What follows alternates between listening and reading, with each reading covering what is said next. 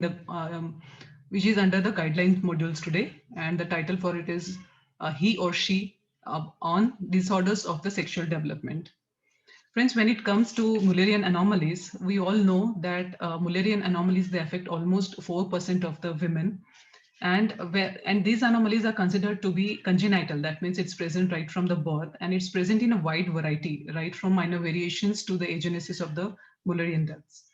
So, and the basic question we end up to answer is whether it's he or she. Very rightly named today's CME, he or she. And today we have with us a very eminent speaker and a great academician, Dr. Murlidhar Pai, who is going to expound on this topic and answer all our queries regarding the disorders of sexual development. So we welcome you, sir. We have with us as chairpersons today Dr. Dinesh Sada, who is a pediatric surgeon, director of Ketki Nursing Home, and he has been dealing with these patients since last 15 years and has also done some corrective surgeries in the pediatric age group. We welcome you, sir. Our second chairperson for today is Dr. Maushami Tadas ma'am, who is an associate professor at Government Medical College Hospital, Nagpur, and she has been faculty in many conferences, and she's a guide, PG guide and examiner for MUHS. Her area of interest are high-risk obstetrics, infertility, gynec, endoscopy, and vaginal surgeries. We welcome you, ma'am. Our academic partners for today's session are the Gufic Pharma, the makers of the 4th generation folate, and we thank them for supporting our today's CME. Sharing the video from them. On behalf of makers of QF3 for healthy pregnancy, we all know that folic acid and also good folate are not biologically active and need to be converted to metabolically active 5-MTHF through the multi-process where enzyme methylene tetrahydrofolate reductase owns a key role. Several studies have reported an increase in serum and metabolized folic acid levels since the implementation of folic acid fortification. 57% of population cannot convert folic acid to active form 5-MTHF.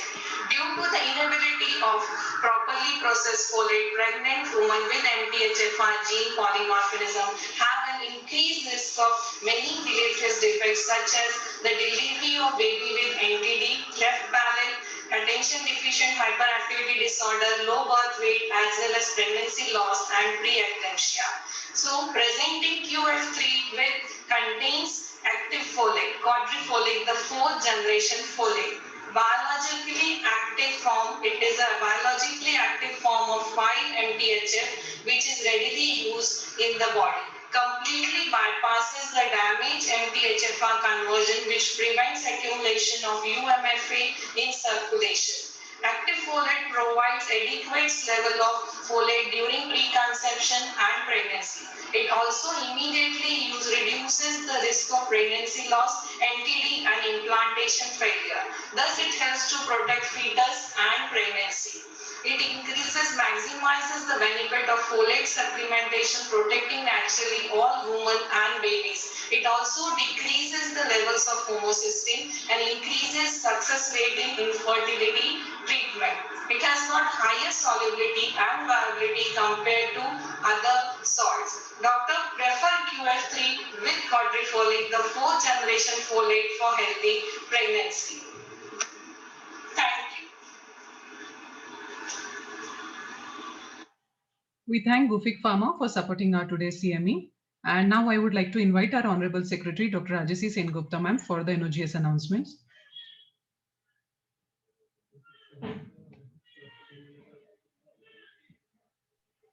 Thank you, Swati. Good afternoon and welcome everybody to today's DGOGAN online CME.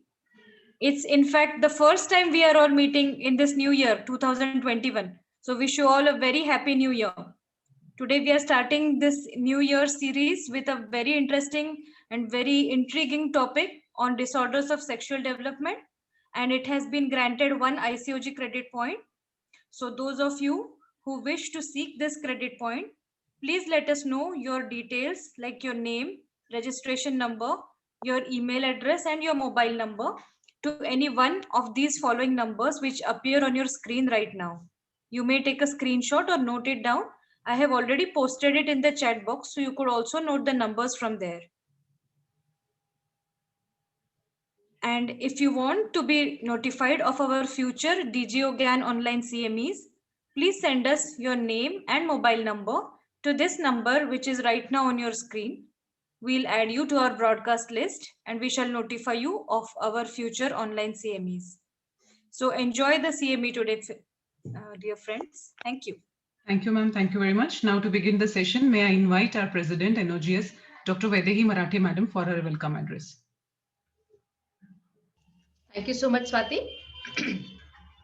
Hello and good afternoon, everyone.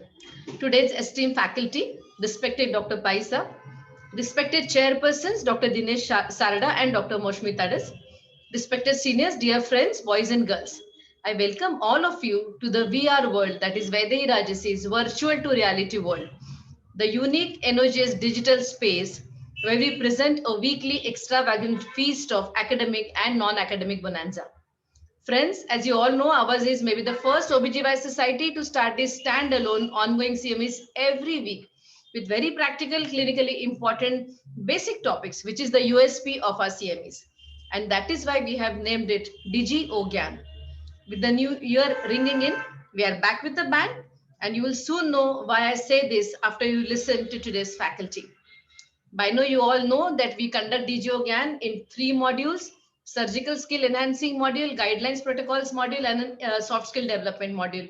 And all our previous sessions have been really super successful.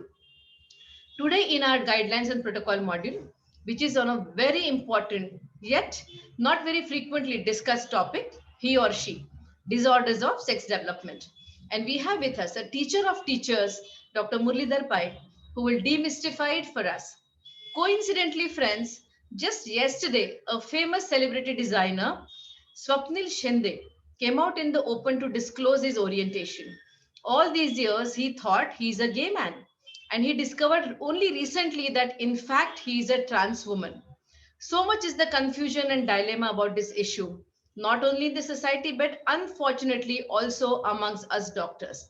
So we are all looking forward to this great, interesting, intriguing session today. So without much ado, I once again welcome Dr. Muralidhar Pai and thank him profusely for accepting our invitation. Friends, welcome to this action-packed virtual learning platform. Together, let's rock the VR world. Thank you. Thank you, ma'am. Thank you very much. And we really cannot wait more to listen to Sir now. And over to chairpersons, would like to invite, I would request them to kindly chair the session. And over to Moshmi, ma'am.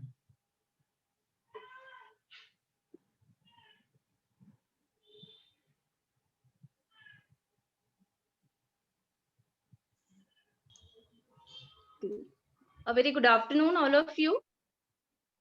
Can you hear me? Yeah. Hello? Yes, Yes. ma'am. Yeah. Okay. So let us start this very interesting and very intriguing topic today, the disorders of sexual development. This topic has a very interesting thing, like there are very much challenges in front of us, in front of the parents also, and in front of the treating physician also, right? So there are unique challenges, like what is the sex of the rearing of the child, what they have the psychosocial how will be the psychosocial behavior of these children, how to treat them, then social upbringing of these children. These are various different aspects of this topic, and it is very really challenging for us treating physicians and for the parents of the children also, and for the children themselves. So to elucidate on this topic, we have a very eminent speaker today in front of us, Dr. Muralidhar Pai. As Vaidehi Madam has rightly said that he is a teacher of all the teachers. He has a vast experience in teaching. He is a professor and head of the Department of OBGY of KMC Manipal. He is the chairman, Medical Education Committee, South Asia Federation of OBS and Gynae. And he is also a member of Governing Council of Indian College of Obstetrics and Gynecology. He has authored many books and he has many publications and presentations to his credit. So I invite you, sir. I'm very privileged to invite you. So over to you, sir, to deliver your topic. Yeah. Thank you Welcome very much. sir. Yeah.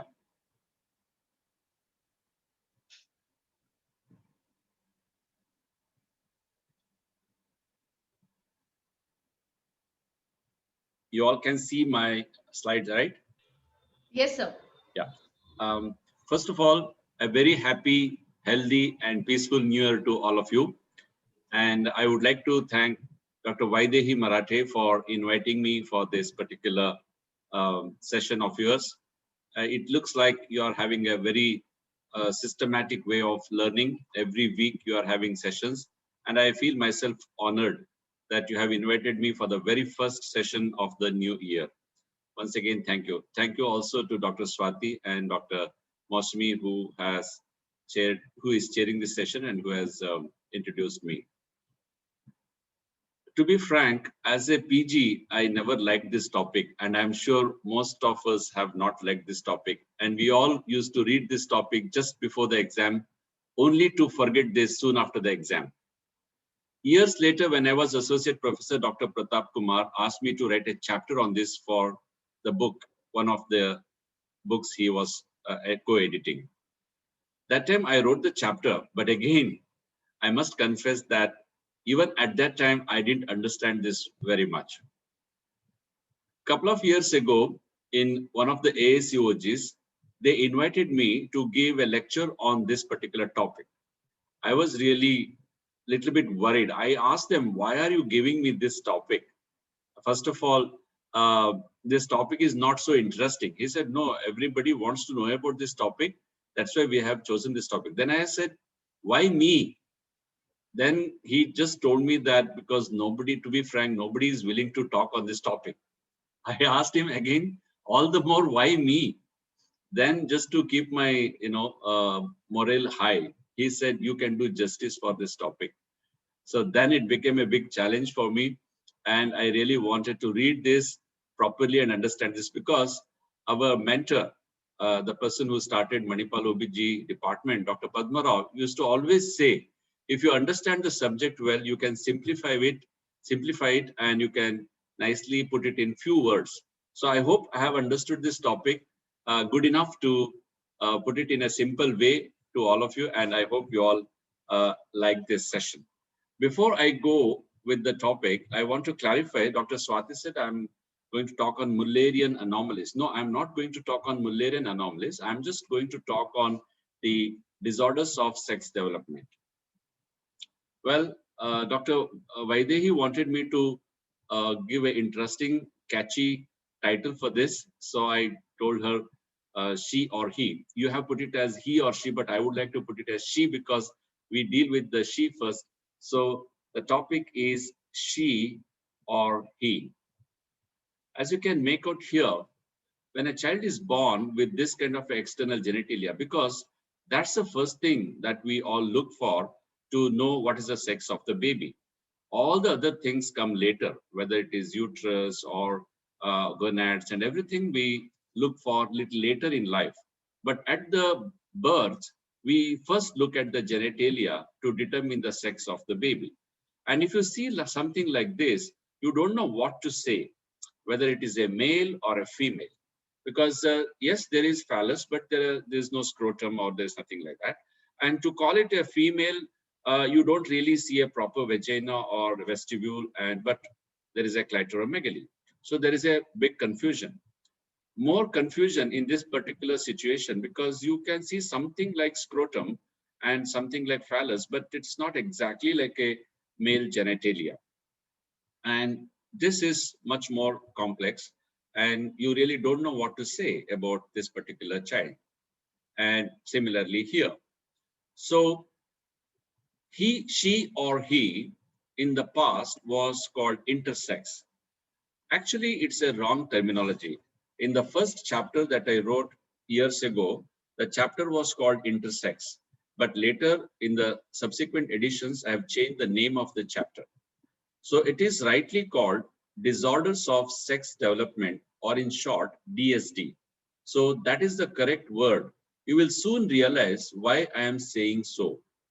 I'll be talking about approach and management of these disorders of sex development.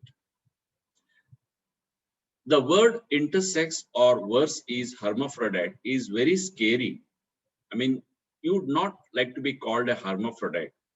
And it is an imprecise term also, because the development of sex disorders include not just the external genitalia problems, they include whole lot of problems.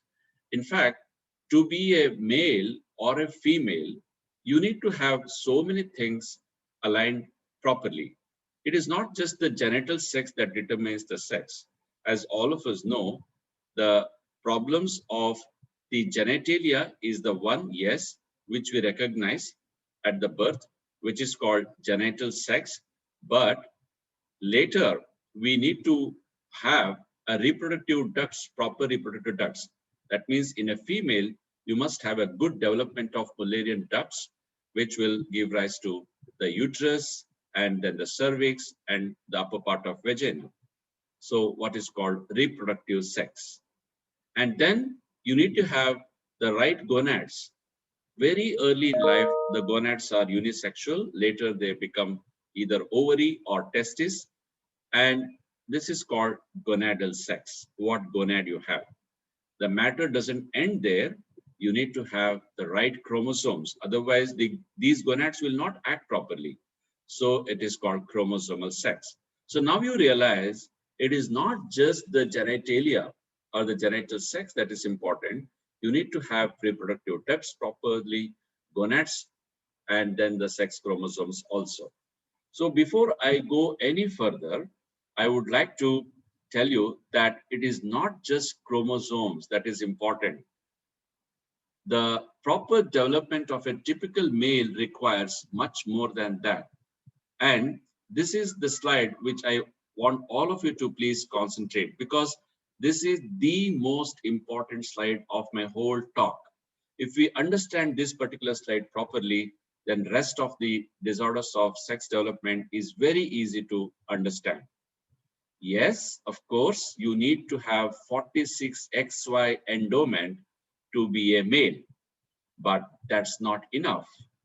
The Y chromosome, especially the short arm of the Y chromosome, must have SRY gene. This is a very important gene which is going to write the transcription for conversion of the undifferentiated or bipotential gonads into testes. I told you a little while ago that the gonads are undifferentiated up to 5 to 6 weeks. But because of this SRY gene situated on the short arm of the Y chromosome, that will write the transcript for conversion of bipotential gonads into testes.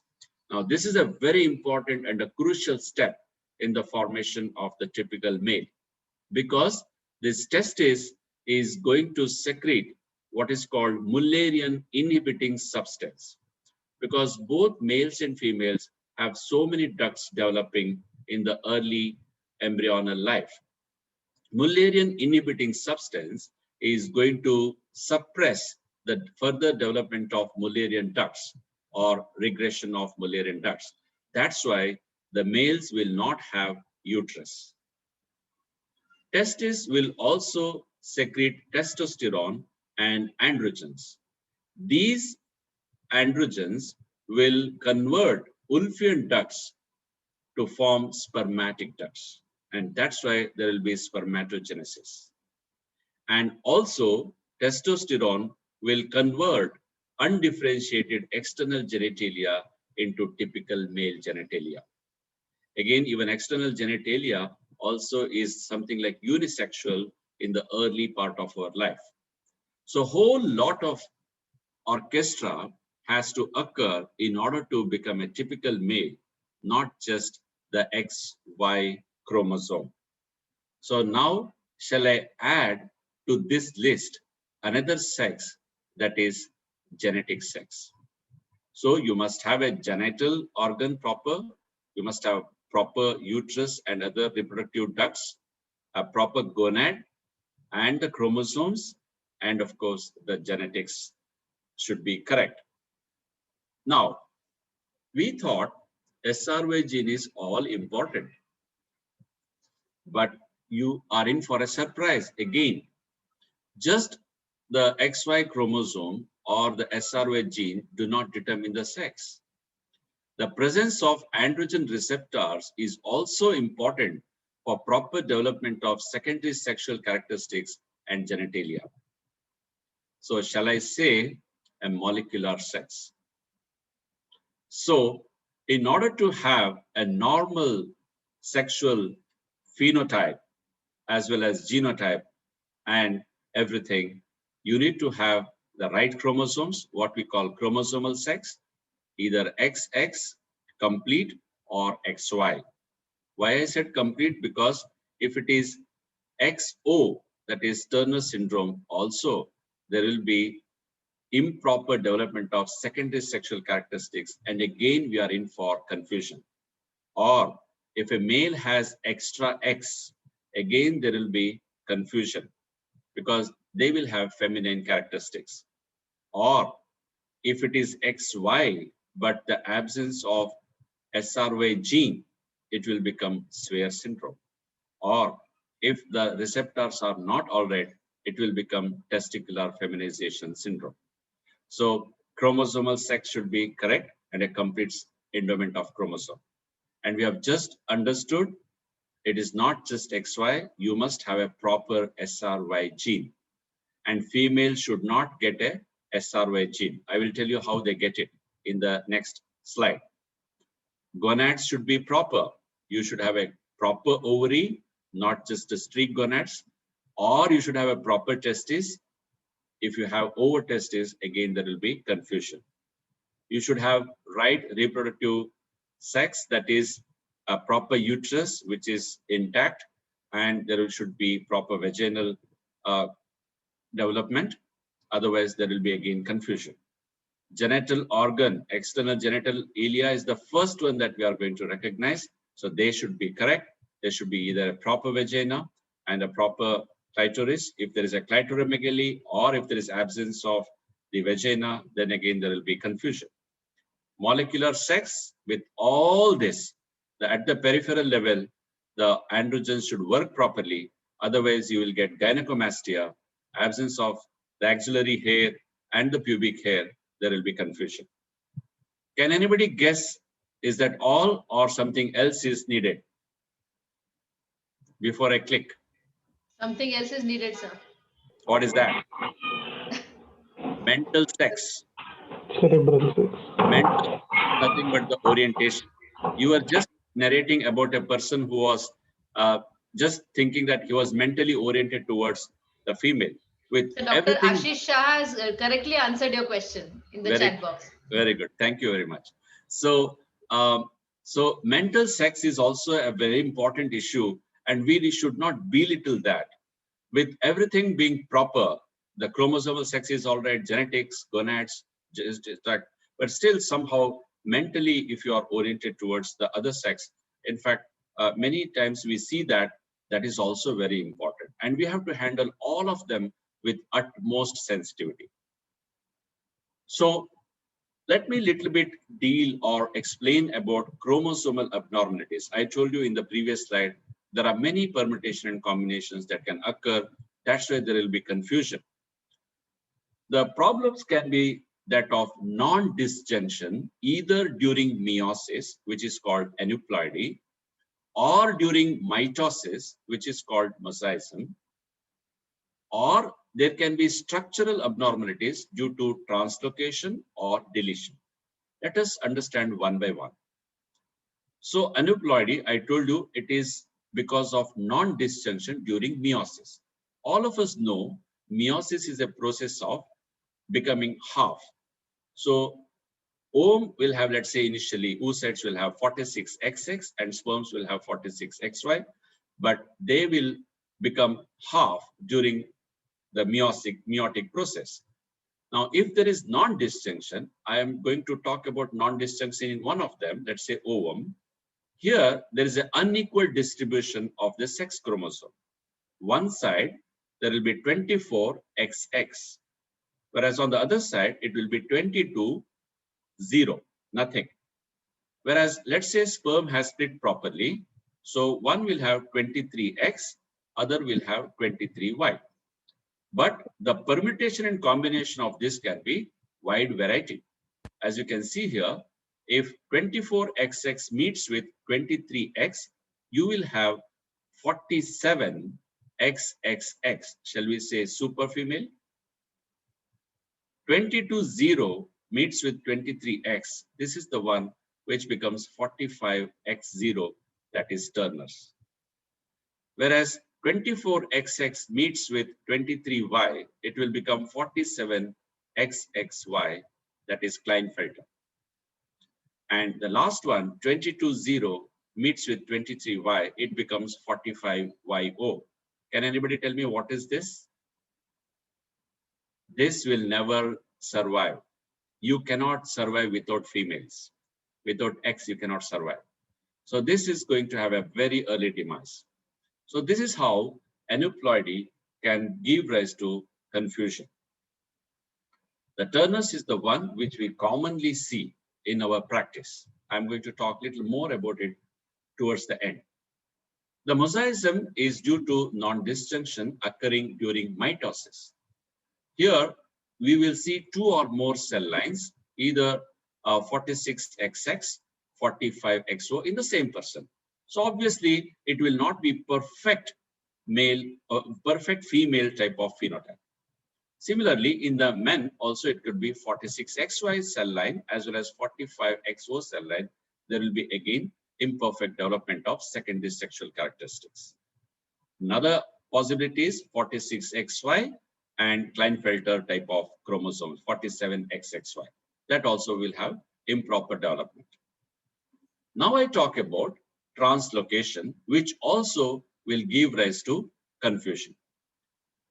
If there is translocation of SRY containing short arm of the Y, I told you in the very first slide, the most important slide of the talk, I told you the SRY gene situated in the short arm of the Y is the most important. It is like a grand master or a music director. If that short arm is translocated to X, then you will have 46XX, but there will be development of male type of genital organs, gonads and everything, because SRY is going to change everything in that particular person. So here I am showing you a proper XY where the short arm is containing the dark blue band is the SRY gene. But here is a female who is now getting that just the short arm from the Y, which contains SRY gene. So even the total endowment of chromosome is XX, but because of that SRY gene, she will develop testes, and testes will secrete MIS, no development, proper development of uterus, no proper development of the female sexual apparatus. Instead, there will be male type of external genitalia. So this is how translocation will have problems for the person. Now look at the deletion. The deletion of SRY gene present in the short arm of the Y chromosome can give rise to XY, but female, phenotypical female. This we call Swyer syndrome. There can be Swyer syndrome with XX chromosome also. That is easy to understand probably, maybe dysgenetic gonads. But what is difficult to understand is why should XY be like a female? And this is the reason. Look here, XY is the perfect male type of a chromosomal endowment. But in this particular person, there is XY chromosome, but can you just see there, the short arm is devoid of SRY gene. And I don't want to repeat it again. SRY gene is the most important one, which is going to make the complete male apparatus at all levels. So this particular person will not have male type of apparatus. So even though chromosomally male, all phenotype will be that of a female. So having understood these basics, it is easy for me to now classify the disorders of sexual development. There are a whole lot of things, but I want to simplify it as just those with normal sex chromosomes and those with abnormal sex chromosomes. The normal sex chromosomes is slightly difficult to understand because you feel that it is 46XX, she is a female. But why should there be confusion? That's why if you simply ask for a karyotyping, and if they simply say it is 46XX or XY, that is not enough. So you have to go for microarray and look for these translocations, look for the deletions, and then only you will understand why there is problem. But here, with a normal sex chromosome, how there can be confusion? I am bringing in a new entity where it is a masculinized female due to congenital development of ambiguous genitalia. It is a perfect 46XX, but there is an autosomal problem. And that's why that girl is going to have congenital adrenal hyperplasia and will have clitoromegaly, which you saw right in the beginning of my talk. So that is the one which is going to confuse us. Chromosomally female, but there is clitoromegaly. The other one is a incompletely masculinized male, a perfect 46XY, but because of the lack of receptors in the periphery, it is testicular feminization syndrome, which we used to say in the past. Now it is called either a complete or a partial androgen insensitivity syndrome. So it is something like this. They will develop breast because there is no androgen receptors there. So there will be proper development of the breast. There won't be development of axillary and pubic hair. It will be less dense as in case of females. And there won't be proper development of the phallus. So the external genitalia looks like that of a female. And the gonads are actually situated probably in the inguinal canal. And these gonads are going to be dangerous gonads. They cannot be allowed to continue. They have to be unfortunately removed. And this person has to be reared like a female.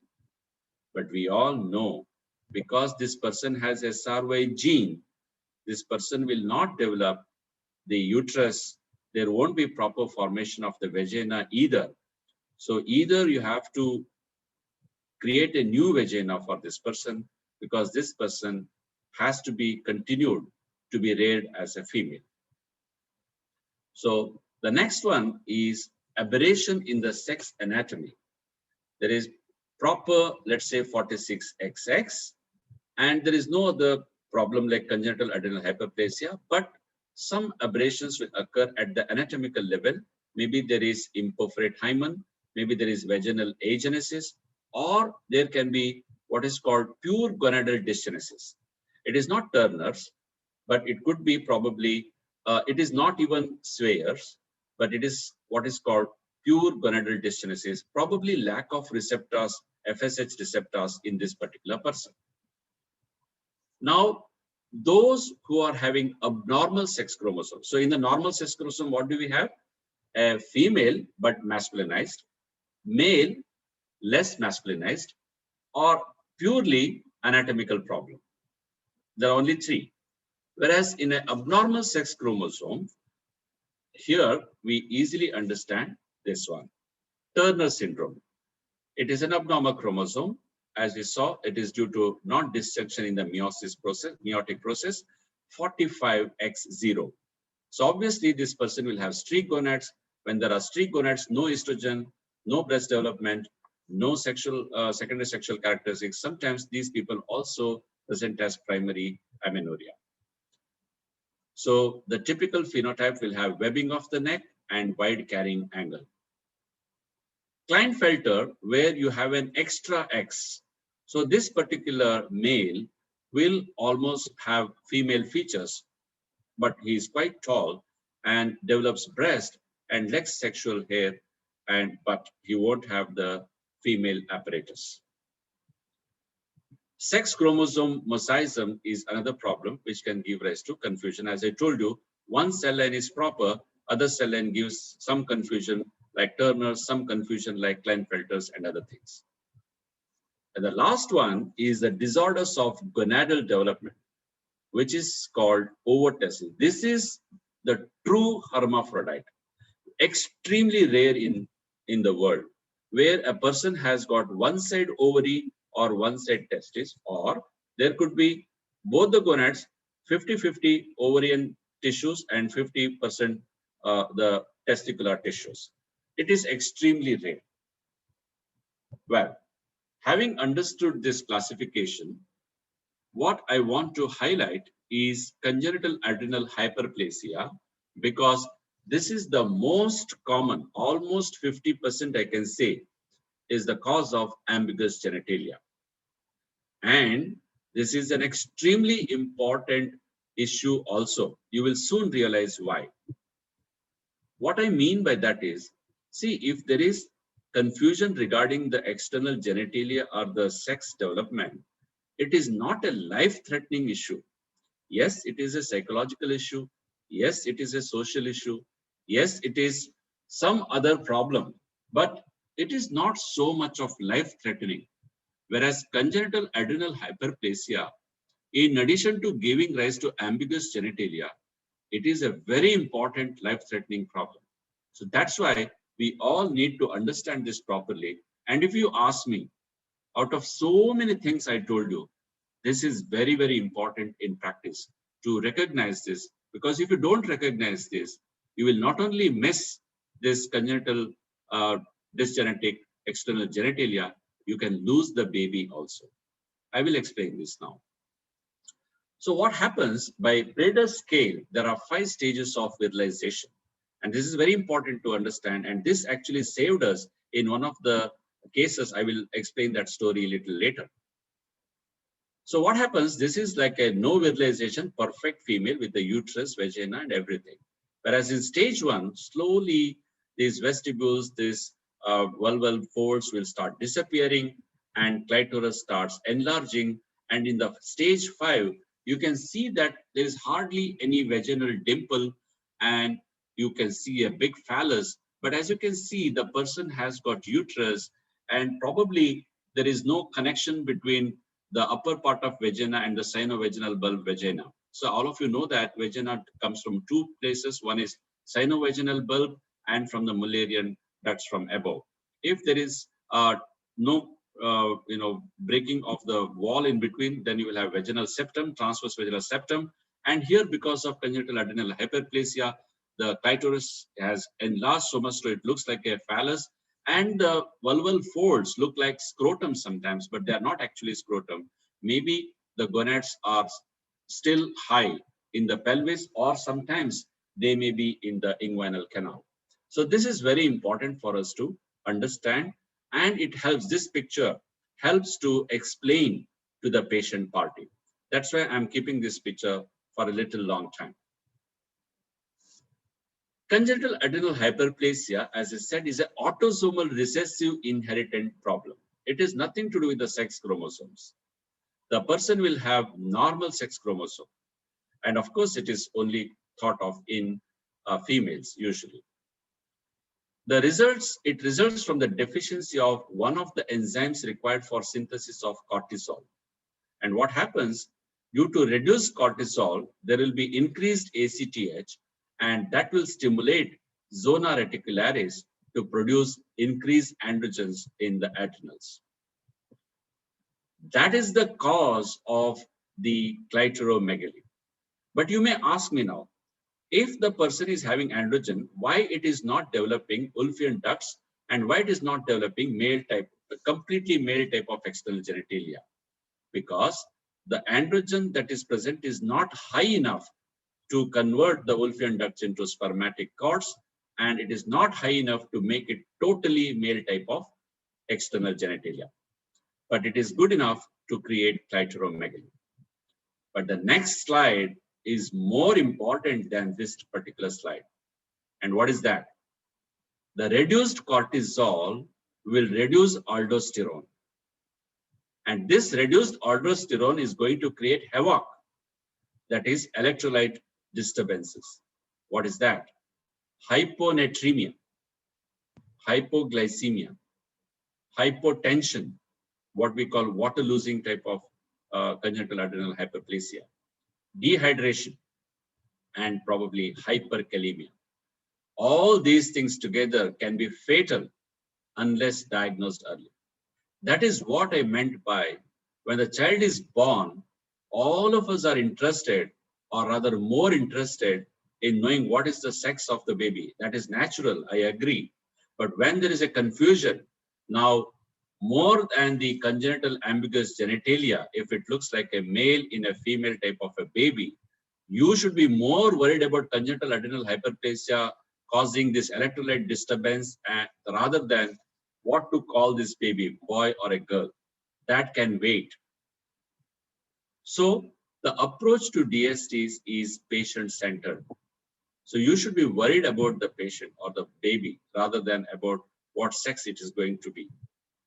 The goal is the long-term physical, most important, psychological, equally important, and sexual well-being of the patient.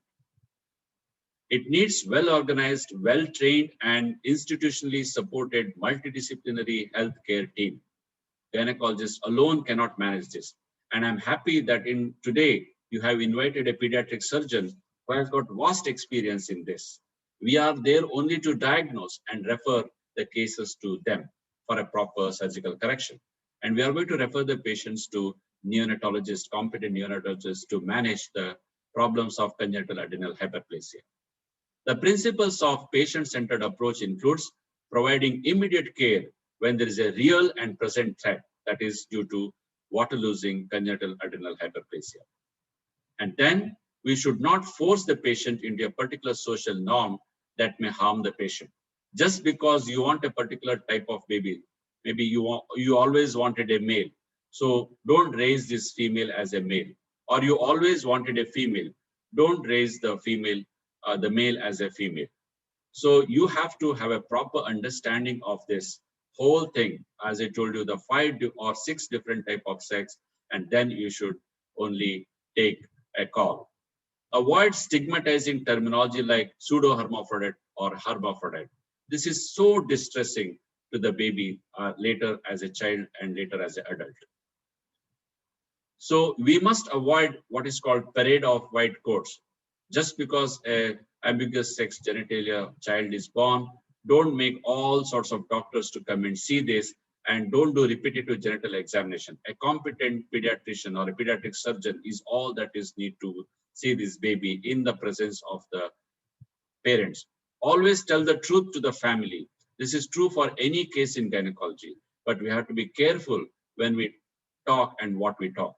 We should respect the parents by addressing their concerns and distress empathetically. Delay elective surgical and hormonal treatments. There is absolutely no need to do a corrective external genitalia surgery in the childhood, in the infancy, or even in the childhood. The only probably urgent correction is required is if there is hypospadiasis. Otherwise, just because we have an excellent surgeon or a pediatric surgeon, you should not go and do a surgery in the early life. Same time, the sexual hormones like estrogen, progesterone need not be given in the infancy. Probably the only hormone that you need to give is cortisol or hydrocortisone. Otherwise, these things can wait. Similarly, be sure whether they are truly needed for the benefit of child or are being offered to allay parental distress. Parents must be asking to do some surgery, just change the sex of this child, external genitalia, or give some hormones. We should curb the stress or pressure that we get from the parents. The treatment protocol is obviously multidisciplinary team approach, and the team members include neonatologists, geneticists. Genetic counseling is very, very important. Gynecologists, obviously, we can't run away from the scene. Child psychologist and psychiatrist, pediatric endocrinologist, pediatric surgeon, pediatric urologist, nursing, and social workers and others. So it's a big team that should sit together. A pound of prevention is all attending healthcare professionals should behave in a thoughtful and calm manner. We should avoid insensitive comments. And remember, privacy, confidentiality, and careful use of language will help reduce feelings of freakiness. The demeanor of any doctor, especially those who are dealing with these DSDs, should be honest, calm, sensitive, patient, and reassuring behavior that signals child is valued, lovable, and is a source of pride rather than shame. Just because you cannot make out the external genitalia at birth Don't say, I don't want this child. Every child is valued, every child is lovable, and we should accept it. Treatment protocol at the time of birth includes reassurance to the patient, parents, and we must contact immediately multidisciplinary team. We must examine the child with the parents and family pediatrician. There is no need of shifting these patients to NICU straight away if there is no emergency. And what is the emergency? Congenital adrenal hyperplasia. It is potentially a life-threatening and it should be promptly ruled out and treated in all cases of genital ambiguity. And remember, 50% of genital ambiguity is due to congenital adrenal hyperplasia. Karyotyping is a must to know the chromosomal sex, genetic studies to know whether there is a presence of SRY gene in a female or absence of SRY gene in a male. Endocrinological studies, 17-hydroxyprogesterone, cortisol studies, ACTH, deoxycortisol, all these things should be done. Radiological tests, ultrasound, MRI may be required a little later to see whether there is uterus or not, and gonads, where they are situated. Multidisciplinary case conferences should be held time to time, and we must provide appropriate case-specific, long-term, patient-centered multidisciplinary care. It is not just at the time of birth that we need to care for these babies. We must take care of them at the childhood and most importantly at puberty and of course later in life as well. When they are grown up, children or adult, the same steps are followed but with following differences. Now the consultations are less urgent because you have overcome that adrenal crisis at the time of birth and the baby is now quite grown well. If the child is older, we have to be much more careful while examining because the child can understand everything now. And children should be encouraged to ask questions and voice fears and concerns. And we must answer them very honestly and calmly. We must provide peer support, especially during the child's social gender transition. Now, this is a very tough task. This is what I was trying to tell you, that I will tell you a story. What happened a few months ago, we had a child and in the OT, some junior doctor told that it is a female. And when the child was shifted to NICU, after proper examination, they told it is a male. Now started the confusion. Unfortunately, even today in India, patient party happily accepts male. But in this particular case, they didn't accept and we were surprised. You know why? They came to know that this baby is not only having this confusion of the external genitalia, this was also having Down syndrome. Now, smartly, the patient party said, you just give us the female baby, which the doctor told, junior doctor told in the OT. That's what I meant by, if you're in a dilemma, if it is very clear-cut, there is no problem, you can announce the sex of the child. But if you have any doubt, you should not hurry in announcing the gender of the child in the OT itself. Let the pediatrician, let the neonatologist assess properly. Even then, it is a very difficult task. We had to really sit and explain to the patient party about all these pictures were drawn and all that, and then only they were convinced. So it's an imperfect art. It is a social and legal process, not requiring so much of medical or surgical intervention. The role of doctor is only to obtain and help interpret test results concerning etiology, anatomy, physiology, and prognosis. So thus, initial gender assessment is better left to the parents only. Let them decide whether they want to raise the child initially as a female or male, but we have to guide them based on the chromosomal endowment of the child, the genetic disposition of the child, the gonads that are present, the genital tract that is present. So we have to just guide them and we have to help them raise the child rather than we impose a particular sex on the child. Rarely, child may attain puberty without clearly expressed gender identity also, which is fine. But we have to give enough time for everybody to understand the situation. Then there won't be confusion. Otherwise, these unfortunate people will have eternal problem in their life. Clinical presentation can be like this. An apparent female may be short-statured due to probably Turner syndrome. They may have amenorrhea, especially primary amenorrhea, which is common in Turners, oligomenorrhea, and virilization, especially if it is congenital adrenal hyperplasia, and infertility, obviously because of anovulation or lack of uterus or lack of proper gonads, or even an external genital sexual apparatus. Apparent male can be presenting as a short stature or a very tall one in Klinefelters.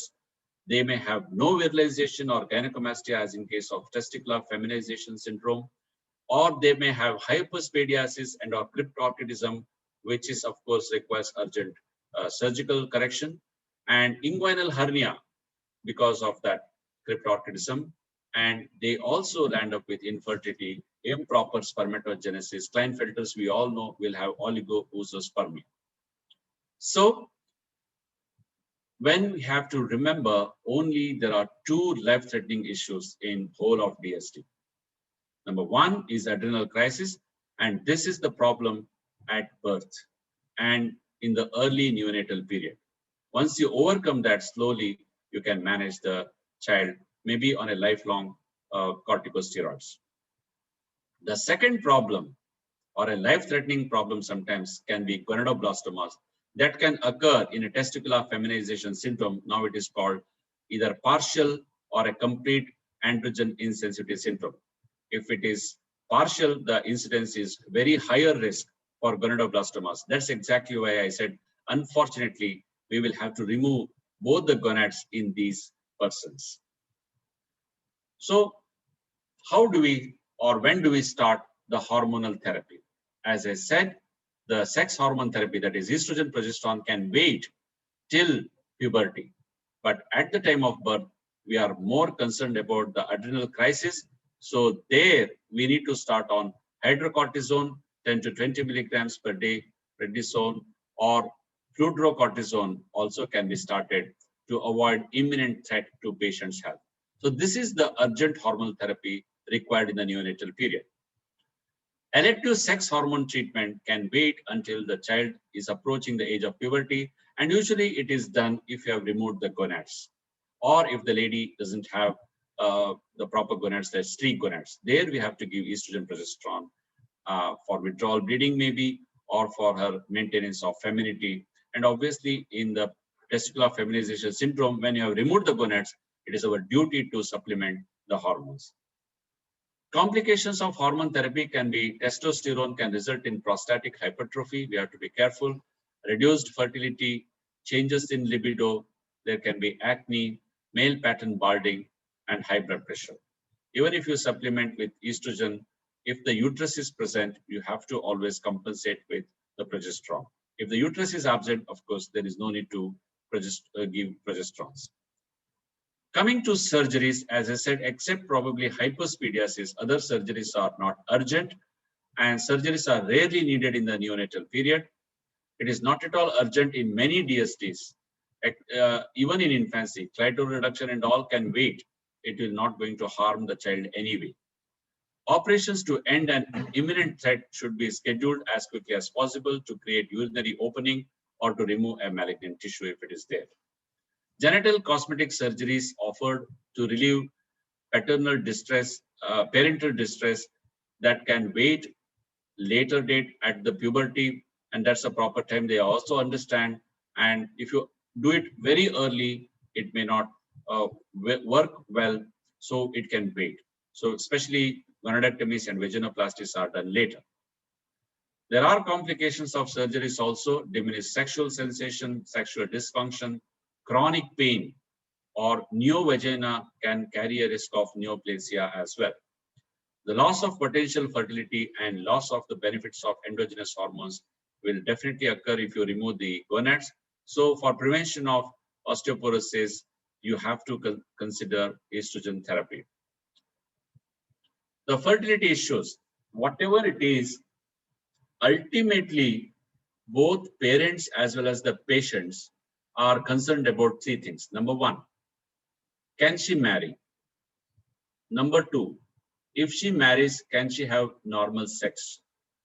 Number 3, can she have children? Can she marry or can he marry? Yes, of course, they can marry. Marriage has nothing to do much with the sex, according to me. They can marry. It is a union of the minds. Can they have sexual life? Yes, of course. As I said, even a testicular feminization syndrome, by creating neovagina, they can have sexual life. And of course, the Turner syndrome and others can have sexual life. There is no problem with that. The third question, can they have children of their own? Of course, this is the question that has to be answered very tactfully. Sperm donation and ovum donation are probably the ways by which they can have their child. Of course, in this situation, it has to be IVF and DICSI. And if you don't have uterus, obviously, surrogacy is the answer. So I will now have 5 slides from my other talk, that is primary amenorrhea, because it is closely related to DST. Most of these patients, as you just saw, they will be brought to you maybe at the puberty. They may not be brought to you at the time of birth because they will somehow manage that situation if there was no congenital adrenal hyperplasia. But at puberty, they will bring the child to you with the complaint of primary amenorrhea. And what should be our clinical approach then? The clinical approach, it's a big chapter by itself. It's a big talk of 40 minutes, but I'm just going to talk in 5 minutes with 5 slides. The first thing is you have to examine whether breast is present or not, whether uterus is present or not. The first possibility, breast is absent, but uterus is present. Now, when breast is absent, it means there is lack of estrogen. That means there is problem with HPO axis, either hypothalamus or pituitary or ovary. The ovarian problem is nothing but Turner syndrome, which is X0. I will tell you how to solve this problem in the next column. Presence of uterus means there is no Y chromosome, there is no SRY gene. So she is a perfect female with that respect. Now, how to differentiate whether the problem is with the ovary or whether the problem is with the HPO axis, HP, that is hypothalamus and pituitary. You estimate FSH. If FSH is low, obviously it is hypothalamus or pituitary. If FSH is very high, that means it is an ovarian failure. Hypothalamus and pituitary are together trying to wake up the ovary, which is not producing estrogen. Now, how to differentiate between whether it is hypothalamic problem or a pituitary problem? You give GnRH. When you give GnRH, if LH rises, that means hypothalamus was at fault. It was not producing enough GnRH. In spite of giving GnRH, if LH doesn't rise, that means pituitary is sleeping. It's a pituitary problem. So it's very simple. The next possibility is breast is present, but uterus is absent. Now, when breast is present, that means there is a functioning ovary. Estrogen is coming. Even HP is also all right. So whole HPO axis is all right. Then what's the problem? If uterus is problem, there are only 2 situations. Number 1, if it is 46XX female, it is Arcade syndrome. Otherwise, it is a testicular feminization syndrome, 46XY. How to solve this issue? You can estimate the testosterone levels. If it is Arcade syndrome, it will be in the female range. If it is testicular feminization syndrome, it will be in the male range. Of course, you can also do ultrasound, or better still would be MRI. The last unfortunate patient is having both breast absent and uterus is also absent. That means HPO axis problem, even genital problem. So lack of breast means lack of estrogen, parental agenesis, dysgenesis, or whatever it is. And lack of uterus means either it is Arcade or testicular feminization syndrome. So you do a karyotype. If it is 46XX, then obviously it's a case of Arcade syndrome. 45X0 means it is actually absence of the gonads. That's why the uterus is there, but it is very infantile type of uterus. You are not able to see the uterus. If it is 46XY, obviously the uterus won't be there, and the gonads are not producing estrogen, they are producing testosterone. But because of absence of receptors at the peripheral level, there may be sometimes development of the breast. Now, how to manage? If it is a hypergonadotrophic situation, that means ovaries are not working, hypothalamus and pituitary are extremely working, that means increased FSH, then you have to do a chromosomal study. If it is XY, testicular feminization syndrome, you have to do gonadectomy, you have to create new vagina, give estrogen for compensating for the gonadectomies. Adoption is the only way. Or probably you can go for surrogacy and things like that. Both donor sperm probably, donor egg probably not needed, because if he marries a particular person, then there is no need. If it is XO, that is Turner syndrome, you have to give cyclical estrogen progesterone, probably to make the uterus slightly bigger, promote the feminization and prevent osteoporosis. And this person definitely requires oocyte donation for fertility, has the uterus, so there is no need of surrogacy. If it is XX, a perfect chromosomal endowment, it could be either a Swyer syndrome, XX or XY, it could be, or it is a Savage syndrome or an ovarian resistance. All of them, the treatment is same as in X0. That is cyclical estrogen progesterone for promotion of feminization and oocyte donation for fertility. If it is eugonadotropic, I always tell our students that U means uterus problem. Eugonadotropic means uterus is the problem. Hypo means hypothalamus is the problem, or hypophasia. Hypophasia means pituitary is the problem. Very easy to remember. Hyper means ovary. Hyper means ovary. U means uterus. Hypo means hypothalamus and hypophysis. So eugonadotropic chromosomal study shows XY, of course, same as before. XX, again, if it is Arcade syndrome, you have to create functional vagina for sexual function, and surrogacy is the answer for the having children. With cryptomenorrhea, suppose there are anatomical problems. I told you there can be intact hymen or there can be vaginal septum. You have to do hymenectomy or vaginoplasty. If there is hirsutism, then you have to remove with the mechanical care. Now, hypo, what is the problem? Hypothalamus is the problem, or hypophysis is the problem, which is pituitary. So here you have to substitute by FSH and HMG therapy. And if hypothyroidism is also existing, as I always say, TSH and FSH are close cousins. So whenever there is FSH is problem, there will be a problem with the TSH also. So thyroxine has to be supplemented with. Pituitary tumors, hypophyseal problems, surgical removal. Hypothalamic and pituitary dysfunctions, you have to give cyclical estrogen progesterone for femininity, or for fertility, you have to give ovulation induction using FSH HMG therapy.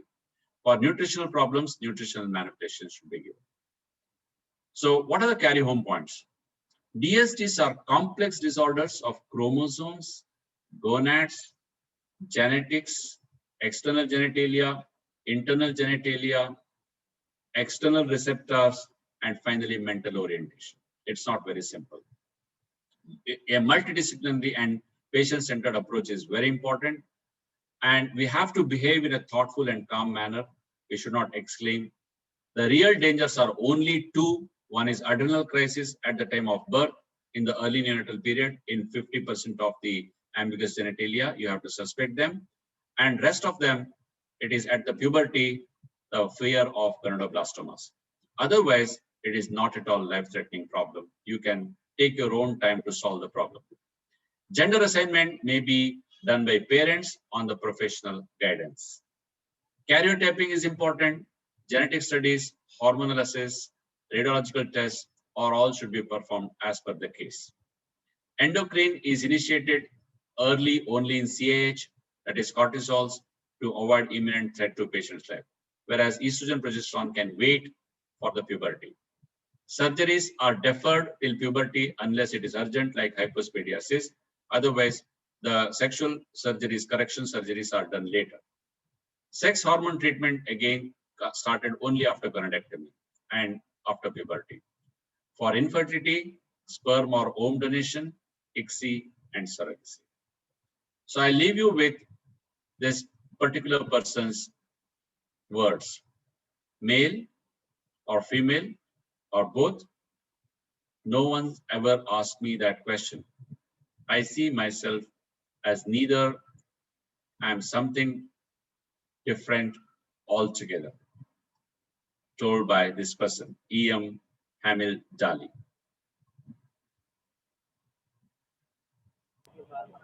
What I say is, we are human beings, not just chromosomes, genes, gonads, or genitalia. We deserve and crave for love, irrespective of them. That's what I say. Thank you.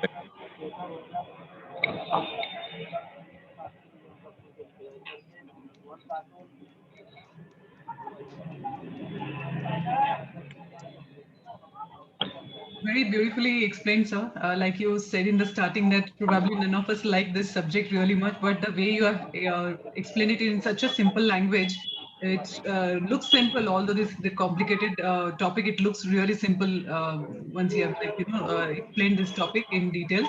So thank you very much for this, sir. It was a wonderful presentation. And now it's over to the chairpersons, Dr. Dinesh Sarda. Hello, sir.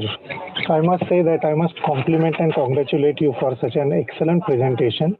Dr. Dinesh, you're not visible. Is your video off? Hello. Yeah, you are audible but Yeah. not visible. Just to try. Yes. Yeah. I must congratulate and compliment you, sir, because such a complex topic you have made into such a simple way, so many take-home messages and very practically oriented slides.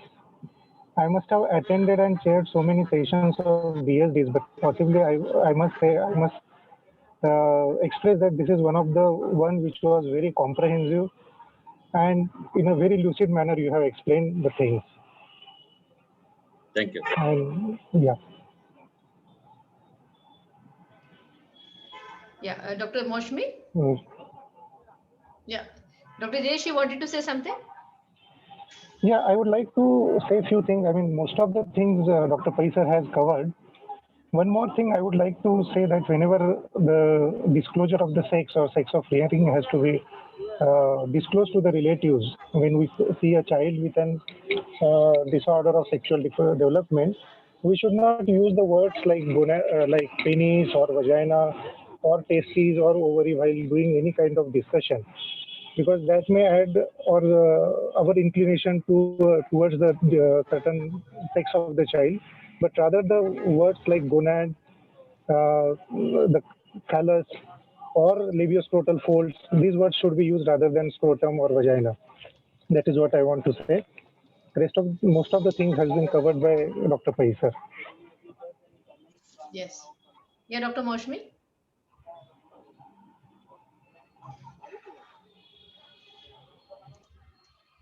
Moshmi, you unmute? Yeah, I read one of the persons asking question. Can I answer that? Yes, I will take the questions. Okay. Moshmi, you wanted to say something? You can unmute quickly. Unmute. Yes, ma'am. Now I would like to say that first of all, there should be differentiation. We must understand the differentiation between the sex and the gender. Yeah, right. Whenever we are dealing with these children, okay, so sex is totally different from the gender. Gender is whatever is the mental perspective of the person or the child. So we must take into consideration that also, what the parents and what the child wants. That is the sex of means the sex of rearing. Right? That should also be taken into consideration whenever we are trying to means treat these babies or children. Right. So this differentiation is very important, gender and sex. Thank you. Dr. Pai, there are loads and loads of compliments for you in the chat box. Thank so you. I'm actually finding it difficult to look for questions amidst the flood of compliments for you. And I'm now convinced when I said you're a teacher of teachers, now everyone will know why. Because you made such a complex topic so simple for us to understand. Hats off to you, sir. Thank you so much for this wonderful session today. Thank you for calling me. Sir, it was our honor and our pleasure entirely, sir, to have you here with us today. So I'll take the first question by Dr. Rekha Tandon. She asking you, what is the reason for streak gonads? Yeah. So streak gonads, as I said, nobody knows exactly why there should be streak gonads. But what I understood is that a complement of both X is very important for a proper female type of gonads and female predisposition. When one of the X is missing, probably it will target the gonadal tissues. That's why there is poor growth of the gonadal tissues. So that's the only thing I can think of. So it is mostly chromosomal. It can happen both in pure XO as well as mosaics. Right. Mitra ma'am, you're the co-host. You can unmute. You wanted to comment. Oh, first of all, I'm sorry, Nagpur Society, that I was not able to join for few turns. And it's my pleasure that Dr. Pai, I am here listening to you. I have so many compliments for you because it's like reading your chapter so thoroughly, and I love your slides. I've always wanted to tell you that your presentations are the best because it's never overloaded, no information is missed, and it's fantastic. As far as this topic is concerned, my only little 2 pence is that, as you have already said, that we have to be very sensitive and not to be in a quickness to declare something. Everybody who has heard this lecture, I'm sure, will understand the sensitivity of this topic. Yes. Because you have already explained, so I don't want to waste. And I want to tell you, with my personal experience, that I have had a family of 3 sisters. They were XY. So the complete SRY gene was not functioning, but they were all 3 XY. I'm happy to share that the first sister had come to me with a very small infantile uterus and chromosomal sex as XY. So I'd kept this thing in mind, and we had worked on her. Her uterus was, improved with continuous rounds of estrogen, progesterone. She had donor IVF, and she had a child. Her other 2 sisters also we detected earlier, and they had very, very uneventful marriages. All of them have children. So basically, the treating gynecologist has to be really thorough in the knowledge. And if you don't know it, then please refer to the right person. Absolutely. That's it. Thank you so much, Vedai. And Dr. Pai, lovely lecture. Thank you very much, ma'am. You have always appreciated and you have always encouraged me to do better every time. Mutual. Vedai, please go ahead. Yeah, thanks, ma'am. Thank you so much. Dr. Pai, the next question is, if someone wants, Dr. Alpana wants you to show the eugonadotrophic factor slide once again. So maybe we can show it at the end of Q&A session. Is that okay? Yeah. See, as I tell, it's very simple. Hypergonadotrophic is always ovaries at fault. That's why pituitary and hypothalamus are hyper. Okay, hypergonadotrophic. Hypo, easy to remember, hypothalamus, pituitary are at fault. They are not producing enough gonadotropins. Ovary must be okay. Whereas eugonadotrophic, easy to remember, U for uterus. So HPO axis is normal, uterus must be at fault, or a sexual anatomy like vaginal septum or an imperforate hymen must be at fault. This is a simple way of remembering. Correct. Also, for everyone's information, we have recorded this session like all our previous DGOGAN sessions, and we'll be uploading this talk very soon on our website. So those of you who have missed or want to revise can go back and just have a look once again. So the next question is small size uterus with normal ovaries and breasts. What to do? Yeah, this is the usual situation that we always see. We don't see a perfect case of absence of uterus or a perfect case of absence of ovary. But however, that is good enough for the parents to get worried that she has not yet, had menses, or she had 1 or 2 menses and later stopped. So what we normally do in such cases, sometimes ultrasonologist will give a report as hypoplastic uterus. But I dug everywhere, there is nothing like hypoplastic uterus as such. But what we can do is we can give a course of estrogen for them, 3 to 6 months of estradiol valerate, and then we can start giving withdrawal bleedings for them with that. And sometime later in life, we can just give OC pills also if you want. So, and once they, marry, and then we can start treating them for ovulation induction. Right. Yeah. Right, sir. So next question is by Dr. Vijay Lakshmi. In Turner's syndrome, should we give estrogen and progesterone till the age of menopause? That's what I was just reading. That's the question I wanted to answer. Yes, of course. The estrogen is definitely required till the age of attaining menopause. The question is whether the patient has got any other problems. Whenever you have the uterus and when you give estrogen, you have to be careful. You have to always compensate with the progesterone. And when to stop estrogen is another big question. Probably till the age of 35, 40 also you can give estrogen like in the natural life. And you have to give that. Otherwise, there will be a problem of osteoporosis and all those things. Right. So it should go on till the age of menopause. Yeah, it should go. Right. The next question is by Dr. B. Venkateswara. At birth for ambiguous genitalia, what to commit, whether male or female or ambiguous genitalia for the birth certificate? Practical question. Yeah. Actually, as I said, in certain situations up to the puberty, we may not be able to determine what. There is nothing wrong in writing that we are not able to finalize. There is nobody can force us saying that you have to commit whether it is male or female. In any case, luckily nowadays, there's a third column also. Now, yes. A third or fourth column. And, nobody can force us saying that you commit now, whether it is male or female. That's not done. Okay. So what's the pubertal age for a male? Yeah, it's a very tough question to answer. In the female, I can safely say most of the consensus statements say 16 years is the final, final. But however, by the age of 14, you must have thelarchy and pubarchy. Otherwise, it can be considered as a problem and you can start investigating. For the males, I must answer, I'm not very sure. Maybe around that time. Right. So this is one compliment that I have to read out. This is by Dr. Niranjan Shah. He's a man of precious words, I always say. He is mentioning that you're the master of masters, jewel in the crown webinar of NOGS. Muralidhar sir kept us enthralled by his Murli on gender and sex dystrophy. Never ever attended and understood this topic, not attended by almost all of us. So huge compliment coming your way, sir. Thank you very much. So this next question is by Dr. Dipti. Ovaries present, uterine hyperplasia and vaginal hyperplasia. What is the diagnosis? Hyperplasia, I'm not getting this. Uterus hyperplasia means what? Endometrial hyperplasia? Dr. Dipti, can you please pose this question again? We are not able to understand this question. What do you mean by hyperplasia of uterus and vagina?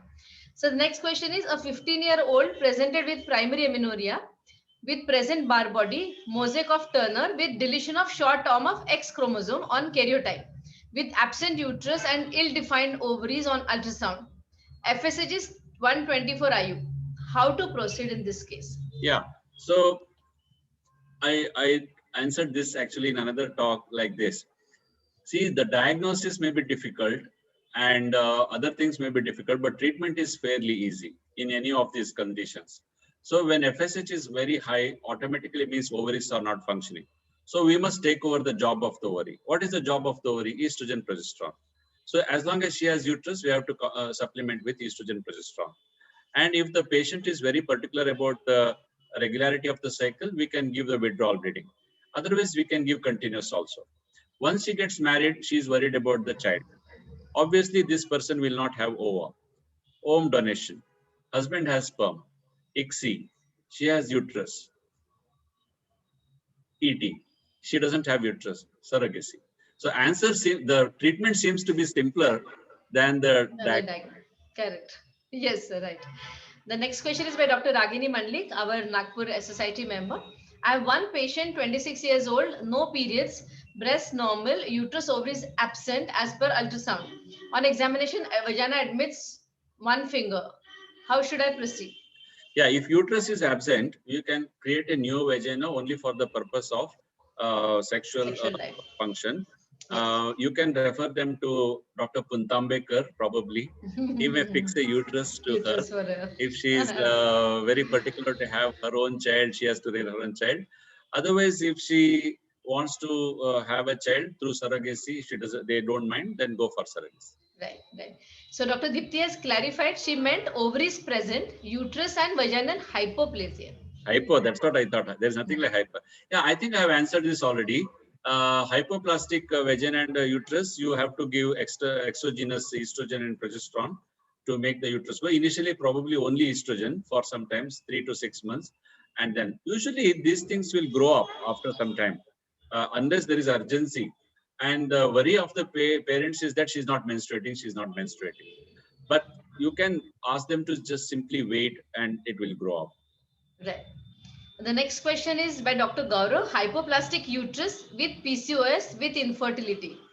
How to proceed? Yeah, so PCOS has to be managed like we manage the PCOS. Probably we have to do the proper hormonal FSH, LH levels in her, and then we have to induce ovulation. But as far as the hypoplastic uterus is concerned, again, we can supplement initially with estrogen for her, and then probably she requires induction of ovulation, and hopefully she will conceive with that itself. If they don't, then we have to go for ICSI. Very rarely these patients require surrogacy or things like that. Yes. Thank you so much, Isaac. So that was the end of our Q&A. I don't find any more questions. Yeah. Are there any questions you can quickly post? Swati, till then, can you please post the link to our website? A few people are asking for the link to our website. Yes, I'll just post. Yeah, so those of you who asked for the link, Dr. Swati Sarda will post the link to our website. On our website, there is a tab by DG OGAN. So once you go to that tab, you will find all our lectures there. Dr. Rekha, what is your question? Test to know. Okay, she's asking you test to know SRY gene. Okay, genetic studies you have to go. Microarray genetic studies they will do. Microarray. Yeah, karyotyping is not enough. All right. Okay. So may I add one thing? Yes, please, ma'am. There was one question where somebody had written that the person is 26 years old, she has a vagina, but no uterus. So my personal thing is that a chromosomal analysis must be done, because absent uterus, if there is a XY factor, then ovaries would be dysgenetic and they have to be removed. Rest everything is fine, managing fine. That should have been removed. Yeah, that should have been removed at the puberty itself. Right? Right. Because there can be dysgerminoma and these dysgenetic gonads. Right. Absolutely, I agree with that. Right. Valuable, ma'am. Yes. Thank you. So, and one more question: is there any role of laparoscopy in these patients? Laparoscopy role is basically is not there now. Earlier we used to do laparoscopy to see whether uterus is there or not. Nowadays MRI will do the job. Yes. Yep. Thank you, Dr. Maninder, ma'am. Sir, she has complimented you. Ma'am, I have unmuted you. Okay. Hi. Hello, Dr. Murli. Namaste, yes. Dr. Maninder. Nice seeing you, Dr. Murlidhar. It has been a long time since we met each other. Yes, and I love your webinars. Up to date, up to the point. I mean, like a great teacher of teachers, as Dr. Vaidya has already explained, told about you. So that's really great to hear from teachers like you. And I always congratulate Nagpur team also for doing such a good, wonderful academic work. Thank you, my congratulations to the team also. Thank you so much, ma'am, for always supporting us. Yeah. Thank you. And of course, Mikta ma'am and Niranjan sir, always appreciating us. Thank you so much. Yeah. Sir, there are two more questions. Can I take them? No problem. On hormone replacement therapy in Turner's, how often should you do mammo or ultrasound breast annually is okay? Actually, now the role of mammography itself is questioned. Just an examination is good enough. But I don't think the amount of hormone that we give is going to create much problem unless the person is having a family history of breast cancer and things like that. There is nothing much to worry. Right. And what is the dose of estrogen in hypoplastic uterus? Yeah, you can give starting with 1 milligrams initially, then you can go up to 2 milligrams per day. Very rarely we give more than that because you have to give it on a long-term basis. We don't give 3 times a day, 2 times a day and all that. Just once a day is good enough. Right. Right. I think that's we are coming to the end of the Q&A session. It was an absolutely wonderful interactive session after a very, very simplified talk of a complex subject, sir. Thank you so much once again. Over Thank to you, you, Lord. Swati. My pleasure. Thank you, sir. It was a really very nice interactive session, and thanks for answering all the questions so very well and so patiently. Thank you very much. I would like to invite our Honorable Secretary, Dr. Rajasi Sen Gupta ma'am, for the announcements and vote of thanks.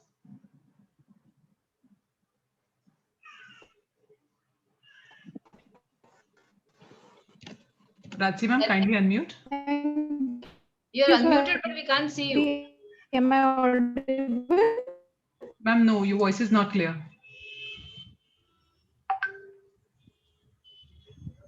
Okay, meanwhile, I would just like to do these announcements.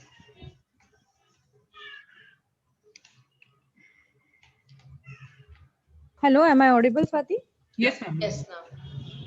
Yeah, thank you so much. Good evening, friends. I'm sure it has been an absolutely enthralling and mesmerizing session. Such a difficult topic made so simple and so lucid by Pai sir. Thank you so much, sir, once again. Thank you. Before I actually start the vote of thanks, there are two important announcements, our routine announcements. Today's online CME has been granted 1 ICOG credit point. So those of our participants who wish to seek this credit point are requested to send us your details, that is your name, registration number, email address, and your mobile number to any one of these numbers which are right now on your screen. So we shall be charging a nominal fee, processing fee, and we shall be processing the ICOG certificates to you on your emails. The second announcement is about the future notifications. In case you are wishing to be notified of our future DG OGAN online CMEs, please send us your name and mobile number to this number right now on your screen. We'll add you to our broadcast list and shall notify you of our future CMEs. Workshops are no. Hello. Hello. Yeah. Niranjan sir, is there something you would like to say? You have raised a hand. I've unmuted him. Niranjan Shah sir, you can speak now. Ma'am, I think he's muted again. Yeah, I asked him and I asked him to unmute again. Yes. Yes, sir. Yeah, okay. Can you hear me? Yes, sir, we can.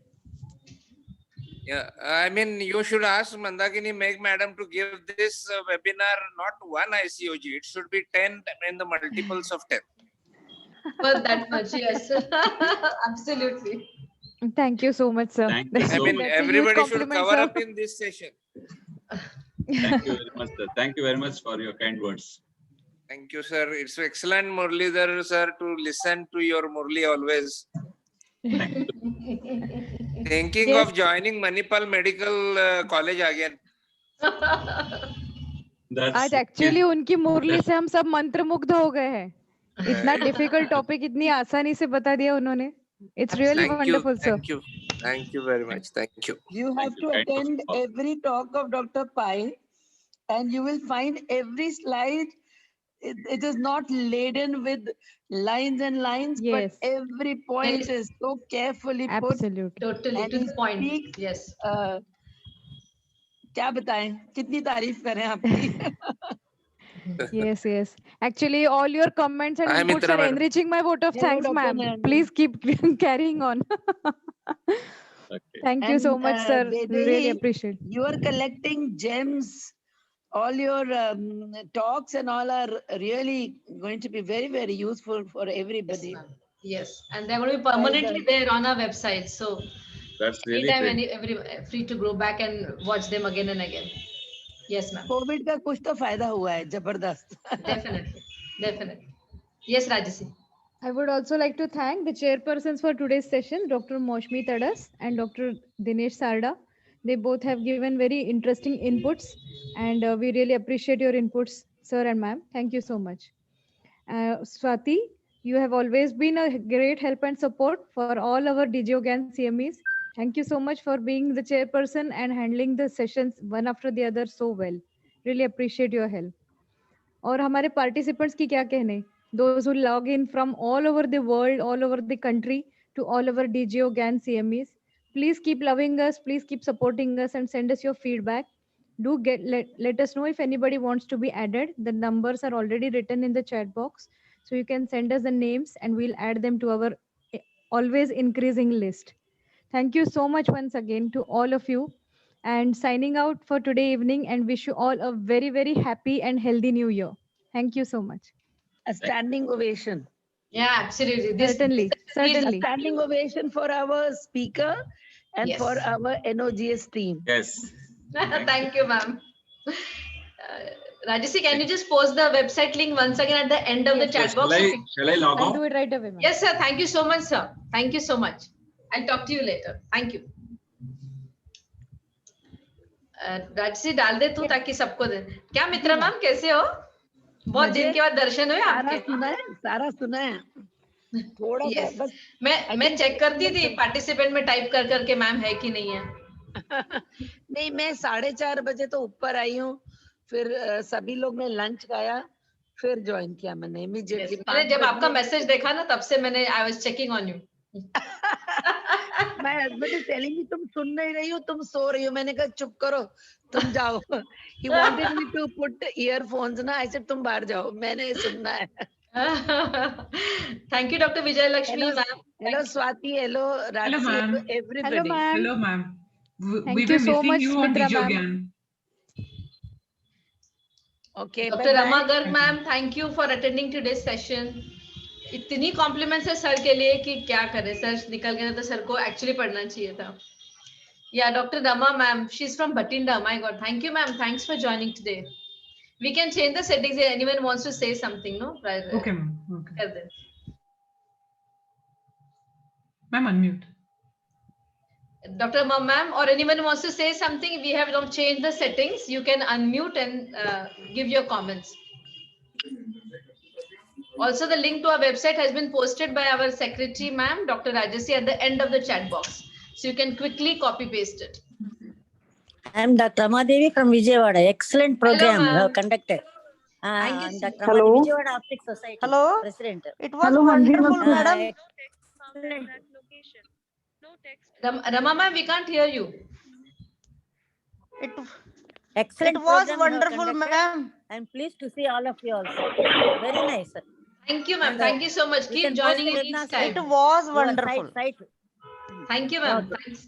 Like, Thanks to both of you, ma'am. Thank you. Hello. Yes. Who's it? Hello?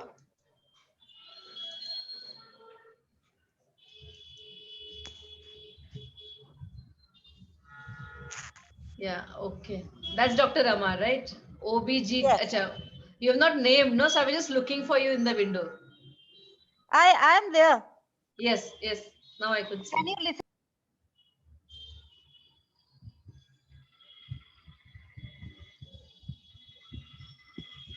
No. All I right. posted both the numbers also, ma'am, at the end of the chat. Yes. So You can mention in case that. anybody wants to note it, please, you can note it from the chat box. All the numbers. Hello, Alka ma'am. Hello, Dr. Vedi. I think I better become a member of NOGS. No, there was an option that you can become member of two societies. Honorary बना देंगे ma'am आपको. I always log in and I really enjoy your talks as well as the topics. Of course, topics are wonderful. Really. Thank you, ma'am. Thank you so much. Thank you, ma'am. Okay, आपको हम वैसे bye-bye. honorary बना देंगे ma'am NOGS का member. उसमें क्या? Okay, it will be an honor for me. We value all of you who attend our sessions so regularly. Thank you so much. Yes, yes. I really enjoy and they're very informative, very nice. And a very vibrant society. So I'm trying to copy your, if I get a bit of your vibrancy, no, so I'll be very satisfied. Oh, ma'am, thank you so much. The team is so vibrant, ma'am. Look at these two girls. And all our teammates, very vibrant, very active, all of them. So myself, Dr. Rama, madam, very Okay, wonderful. bye-bye. I am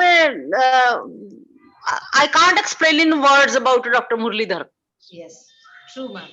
Truly, whatever you said is just right. Yes, yes. I think Amazing teacher. nobody is untouched by him if he and one wants to listen to him again and again and all the topics. Absolutely, ma'am. I was also in a fix ki, sir, which topic should I give him? He has a huge, Pandora's box of topics that's so important, so difficult, so rare. So I was just. I had heard this topic about 2-3 weeks ago for his PG classes on Wednesday in the evening. Oh, okay. So he's taking regular classes and he's putting his lectures on YouTube also. Yes, I know. Yeah, And you are also on YouTube. Yes, our societies, ma'am, all our these sessions are first uploaded to our YouTube channel and then linked to our website. Okay. Nice. It's very nice. Thank you, ma'am. Thank you so much. Thank you, ma'am. Yes. Chalo, time to log out. Should I end the meet? अरे मैंने recording बंद ही नहीं किया.